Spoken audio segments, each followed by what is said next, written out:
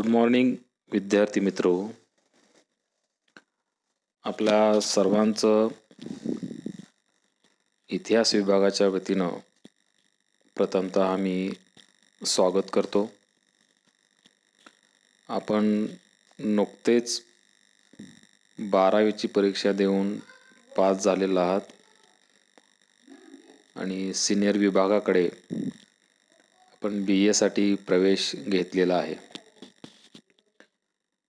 जगामध्ये चाललेली जी कोरोनाची महामारी आहे, या महामारीमुळे आपल्या सर्वांना कॉलेजमध्ये येऊन शिक्षण घेता येत नाही, परंतु आपलं शिक्षण हे बंद राहणार नाही या दृष्टिकोनातून आपण ऑनलाईन टीचिंग करत आहोत आणि या ऑनलाईन टीचिंगच्या माध्यमातून आपला जो संवाद आहे तो संवाद हा चालू राहणार आहे. BA फर्स्टकडे जे 6 विषय असतात, त्या 6 विषयामध्ये इतिहास हाही एक विषय असतो. या इतिहास विषयासाठी मी डॉक्टर संतोष जेटीथोर आपणाला शिकवण्यासाठी आहे. आपला BA फर्स्टचा इतिहासाचा जो पेपर आहे, सेमिस्टर फर्स्ट पेपर फर्स्ट, तो पेपर आहे मराठी सत्तेचा उदय. हा पेपर जाणीवपूर्वक आपल्याला या ठिकाणी अभ्यासासाठी दिलेला आहे. आपण सर्वजण महाराष्ट्रातील विद्यार्थी आहात, सीमा भागातील विद्यार्थी आहात. त्यामुळे आपल्यांना छत्रपती शिवाजी महाराजांनी निर्माण केलेलं स्वराज्य आणि नंतरच्या काळामध्ये निर्माण झालेलं महाराष्ट्र ते कशा पद्धतीचं होतं आणि हे करण्यासाठी काय काय करावं लागलं गेलं याची स्मृती आपल्यामध्ये निर्माण करण्याच्या उद्देशानं आणि छत्रपती शिवाजी महाराजांचे विचार आपल्या तरुणांच्या मध्ये जागृत करण्याच्या दृष्टिकोनातून आणि आपला जो इतिहास आहे तो इतिहास प्रामुख्यानं आपल्याला माहिती झाला गेला पाहिजे या उद्देशानं हा विषय जो आहे ते या ठिकाणी आपल्याला शिकवण्यासाठी दिलेला आहे किंवा घेतलेला आहे. त्याच्या पाठीमागचा हा उद्देश आहे. मराठी सत्तेचा उदय हा जो काही पेपर आहे, तो पेपर 1600 ते 1707 हा जो काही कालखंड आहे, या कालखंडापुरता मर्यादित ठेवलेला आहे. तो पहिल्या सेमिस्टरसाठी. 1600 ते 1707 या काळामध्ये छत्रपती शिवाजी महाराजांनी जे जे कार्य केलेलं आहे त्या कार्याचा आढावा आपल्याला प्रामुख्याने यामध्ये घ्यायचा आहे. आणि 1707 का? तर मोगल सम्राट औरंगजेब याचा मृत्यू झाला आणि तिथून पुढं कर्तबगार अशा पद्धतीचा मोगल सम्राट हा निर्माण झाला गेला नाही. म्हणून 1707 पर्यंत हा पेपर आपल्याला या ठिकाणी अभ्यासासाठी घेतलेला आहे. आणि म्हणून आपल्याला या विषयाचा अभ्यास हा या ठिकाणी करायचा आहे. तत्पूर्वी या विषयाच्या अभ्यासाची असणारी तोंड ओळख किंवा अभ्यासक्रमाची असणारी तोंड ओळख आपल्याला या ठिकाणी करून घ्यायची आहे. आज मराठी सत्तेचा उदय हा जो काही पेपर आहे, या पेपरचे 4 प्रकरणं आपल्याला अभ्यासायची आहेत. आणि या 4 प्रकरणांच्या मध्ये पहिलं जे प्रकरण आहे ते छत्रपती शिवाजी महाराजांचे सन 1664 पर्यंतचे कार्य, त्यामध्ये सब पॉइंट्स: मराठी सत्तेच्या उदयाची पार्श्वभूमी, त्यानंतर छत्रपती शिवाजी महाराजांच्या प्रारंभीच्या हालचाली, ते अफजलखान प्रकरण आणि पन्हाळा वेढा. त्यानंतर शाहिस्तेखान मोहीम आणि सुरतेवरची स्वारी. हे आपण ऐकून आहात, जाणून आहात. पण हे कसं काही घडलं याच्याविषयीची असणारी जी इत्थंभूत माहिती आहे ती माहिती आपल्याला या प्रकरणाच्या माध्यमातून घ्यायची आहे. अफजलखानाविषयीचं आपल्याला अनेक वेळा ऐकून आहोत आपण, पण अफजलखान प्रकरणाविषयी आपण इतिहासाचे विद्यार्थी या नात्यानं तटस्थपणे या घटनेचा अभ्यास कशा पद्धतीनं केला पाहिजे हे आपल्याला या ठिकाणी शिकायचं आहे. किंवा मराठी सत्तेचा उदय का झाला, त्याची कारणं कोणकोणती आहेत, ते अचानक झाला का, हे आपल्याला या ठिकाणी प्रामुख्याने या प्रकरणाच्या माध्यमातून जाणून घ्यायचं आहे. त्यामुळे हे प्रकरण शिवाजी महाराजांच्या सुरुवातीची जी काही हालचाली आहेत, जे कार्य आहे, ते कार्याविषयीचं माहिती जाणून घेण्यासाठी हे प्रकरण आहे. प्रकरण 2: छत्रपती शिवाजी महाराजांचे सन 1680 पर्यंतचे कार्य. याच्यामध्ये काय काय घडामोडी आहेत ते आपल्याला अभ्यासायचे आहेत. त्यामध्ये पुरंदरचा तह आणि आग्रा भेट, त्यानंतर राज्याभिषेक आणि कर्नाटक मोहीम, असे 3 मुद्दे आपल्याला या ठिकाणी अभ्यासायचे आहेत.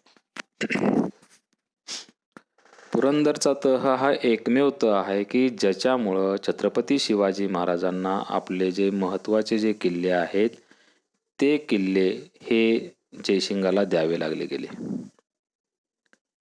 आणि जे कमी महत्त्वाचे किल्ले हे स्वतःकडे ते ठेवावे लागले. त्यामुळं महाराजांना या ठिकाणी नमवण्यामध्ये जयसिंगाला यश आलं गेलं आणि त्यातूनच महाराजांना आग्रा भेटीसाठी जावं लागलं गेलं. ती त्याच्या घडामोडी आपल्याला कशा पद्धतीच्या होत्या हे आपण याच्यामध्ये बघणार आहोत. आग्रा भेटीवरून आल्यानंतर महाराजांनी काय काय केलं आणि राजा म्हणून स्वतःचा असणारा राज्याभिषेक करून एक वेगळी ओळख निर्माण करून देण्याचा प्रयत्न हा प्रामुख्यानं महाराजांनी केलेला दिसून येतो. आजपर्यंत मराठांचा राजा म्हणून कधी पुढं कोणी आलेला नव्हता. सगळे जहागीरदार, सरंजामदार, वतनदार असेच होते. पण राजा म्हणून असणारी ही जी काही पदवी आहे ती पदवी राज्याभिषेकानं महाराजांनी स्वतःला मिळवून दिली आणि या सबंध रयतेला स्वतंत्र जगण्याचा अधिकार प्राप्त करून देण्याचं काम प्रामुख्यानं या छत्रपती शिवाजी महाराजांनी राज्याभिषेकाच्या माध्यमातून केलं. लोकशाहीचं असणारं तंतोतंत पालन छत्रपती शिवाजी महाराजांनी या ठिकाणी केलं दिसून येतं. म्हणून आंबेडकर पण एका ठिकाणी म्हणतात, मी ही राज्यघटना का पूर्ण करू शकलो, का लिहू शकलो, तर माझ्या डोळ्यासमोर छत्रपती शिवाजी महाराज होते म्हणूनच मी ही राज्यघटना लिहू शकलो. लोकशाहीचं असणारं जे तत्वांचं असणारं जे पालन जे आहे ते पालन छत्रपती शिवाजी महाराजांनी तत्कालीन काळामध्ये केलं गेलं. त्या विचारांचाच वारसा घेऊन डॉक्टर बाबासाहेब आंबेडकरांनी राज्यघटना ही लिहिलेली आपल्याला दिसून येते खऱ्या अर्थानं. त्यामुळे राज्याभिषेक आणि राज्याभिषेकाची वर्णनं ही कशी सुरू होती आपल्याला प्रामुख्याने याच्यामध्ये बघायचं आहे. आणि राज्याभिषेक झाल्यानंतर कर्नाटकची असणारी मोहीम छत्रपती शिवाजी महाराजांनी कधी काढली हे आपल्याला प्रामुख्याने या ठिकाणी बघायचं आहे. त्यामुळं कर्नाटक मोहिमेमध्ये महाराजांनी नवमहाराष्ट्राची निर्मिती केली आणि तिकडं महाराष्ट्राचा असणारा किंवा राज्याचा असणारा विस्तार हा कर्नाटक मोहिमेच्या माध्यमातून केलेला आपल्याला दिसून येतो. कर्नाटकची मोहीम हे महाराष्ट्राचा विस्तार करण्याच्या दृष्टिकोनातून आपल्याला झालेले दिसून येते. कर्नाटक मोहिमेचं एक महत्त्व हे कशा पद्धतीचं होतं, त्याची कारणं कोणकोणती कर्नाटक मोहिमेची आणि त्याचे परिणाम कोणकोणते, याचा अभ्यास आपल्याला या दुसऱ्या प्रकरणामध्ये या ठिकाणी करायचा आहे. त्यानंतर तिसरं जे प्रकरण आहे ते मराठ्यांचा स्वातंत्र्य संग्राम. 1681 ते 1681 ते 1707 याच्यामध्ये छत्रपती संभाजी महाराज, छत्रपती राजाराम महाराज आणि महाराणी ताराबाई. छत्रपती शिवाजी महाराजांच्या नंतर या महाराष्ट्राला सांभाळण्याची धुरा छत्रपती संभाजी महाराजांच्यावरती आली आणि छत्रपती संभाजी महाराजांनी महाराजांच्याही एक पाऊल पुढं टाकून हे स्वराज्य व्यवस्थितपणे सांभाळण्याचा प्रयत्न, टिकवण्याचा प्रयत्न हा त्या काळामध्ये केलेला आपल्याला दिसून येतो. परंतु अंतर्गत असणाऱ्या ज्या कुरघोडी असतील, कलह असतील, याच्यामुळे छत्रपती संभाजी महाराजांना बाह्य शत्रूपेक्षा अंतर्गत शत्रूंच्या मध्ये जास्त वेळ हा त्यांना घालवावा लागला. आणि म्हणून छत्रपती संभाजी महाराजांचं असणारं जे कार्य आहे ते कार्य एक योद्धा म्हणून, एक प्रशासक म्हणून, एक कवी म्हणून किंवा एक लेखक म्हणून आणि एक राजा म्हणून किती उत्तम प्रकारचं होतं हे आपल्याला प्रामुख्यानं त्यामध्ये बघायचं आहे. छत्रपती संभाजी महाराजांच्यावरती अनेक प्रकारचे आरोप केले जातात. हा एकमेव राजा आहे की ज्याच्यावरती अनेक काव्य लिहिली, अनेक नाटकं निघाली, अनेक चित्रपट निघाले आणि या माध्यमातून त्यांना बदनाम करण्याचा जो काही प्रयत्न आहे तो प्रयत्न हा त्याच्यामध्ये झाला गेला. म्हणून आपण इतिहासाच्या विद्यार्थ्यांनी सत्य काय आहे ते जाणून घेण्याचा प्रयत्न हा प्रामुख्यानं करायला पाहिजे आणि म्हणून ते आपल्याला या ठिकाणी या प्रकरणाच्या माध्यमातून करायचं आहे. खऱ्या अर्थानं संभाजी महाराजांचा खरा इतिहास काय आहे तो आपल्याला या ठिकाणी जाणून घ्यायचा आहे. दुसरा छत्रपती राजाराम महाराज. जी मराठा राज्याची होत चाललेली जी पडझड होती ती पडझड छत्रपती राजाराम महाराजांनी कुठतरी रोखण्याचा प्रयत्न केलेला दिसून येतो. आणि नंतर महाराणी ताराबाई. जी स्त्रिया ह्या कर्तबगार नसतात हे दाखवण्याचं जे काम आहे की स्त्रिया कर्तबगार नसतात हा समाजामध्ये जो काही आजपर्यंत बिंबवलं गेलेलं आहे, चूल आणि मूल या पुरत्याच मर्यादित असतात, त्यांच्याकडे कर्तबगारी नसती, असं जे सांगितलं जातं याला छेद देण्याचं काम महाराणी ताराबाईने केलं दिसून येतं. म्हणून तिला रणरागिणी असंही म्हटलं जातं खऱ्या अर्थानं. म्हणून महाराणी ताराबाईनं 25 वर्ष औरंगजेबाबरोबरती असणारा संघर्ष चालू ठेवून मराठ्यांचं राज्य या ठिकाणी सुखरूपपणे चांगल्या पद्धतीनं सांभाळण्याचा प्रयत्न हा केलेला आपल्याला दिसून येतो. त्यामुळं हा स्वातंत्र्य संग्राम यासाठी म्हटलेला आहे की मराठ्यांचं राज्य जे छत्रपती शिवाजी महाराजांनी उभं केलं ते व्यवस्थितपणे सांभाळण्याचं काम प्रामुख्यानं या असणाऱ्या छत्रपतींनी केलं आणि म्हणून तो एक संग्राम या असणाऱ्या परकीयांच्या बरोबर असणारा जो काय संघर्ष आहे तो संघर्ष म्हणजे स्वातंत्र्यासाठीच असणारा संग्रामच आहे असं आपल्याला या ठिकाणी दिसून येतं.